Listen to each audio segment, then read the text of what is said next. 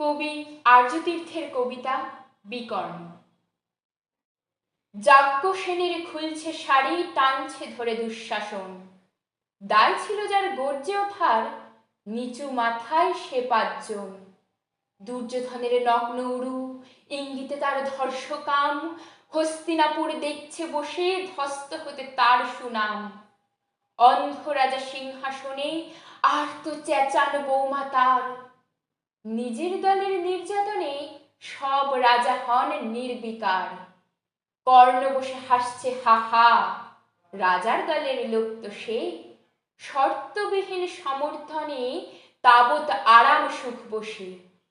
ভীষ্ম, দ্রোণ, কৃপ, নীরব, সরকারি লোক হাজার হোক, রাজার কথায় তোমার কথা। তুমি যখন রাজার লোক, খল শকুনি দেখছে সবই। বস্তুত সে ধ্বংস চায়, ঘরের মাটি লাল হয়ে যাক দেশ বিভাগের যন্ত্রণায়। সুশীল সভায় ঘটছে যখন রাজ অপরাধ জঘন্য, ঠিক তখনই তার বিরোধে চেঁচিয়ে ওঠেন বিকর্ণ। বিকর্ণ নাম কেউ কেটা লোক, 100 ভাইয়ের একজনা।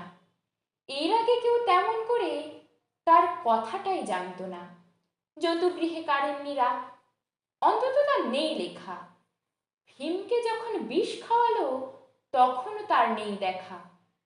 কিন্তু যখন প্রকাশ্যেতেই কাটছে নারীর আভ্রুকেও, স্তব্ধ জীবের চুপ সাগরে বিকর্ণ হন একলা ঢেউ।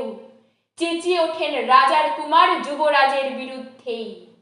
মহাবলী পাণ্ডবেরও গলায় তখন সে সুর নেই। রাজা যখন নীরব থেকে সায় দিয়ে যান ধর্ষণে, ঠিক তখনই সমস্ত যুগ বিকর্ণদের সর্ষণে। আমরা যারা কিচ্ছুটি নই, একটি মাত্র ভোট কেবল, অত্যাচারের সামনে এলে সঙ্গী শুধু চোখের জল। পোষ্যভাবে যাবনা চেবায় অন্ধ এবং নিকর্ণ। প্রার্থনা থাক আমরা যেন একবার হই বিকর্ণ। মরার আগে হতেই হবে রাজার সভার বিকর্ণ। নমস্কার।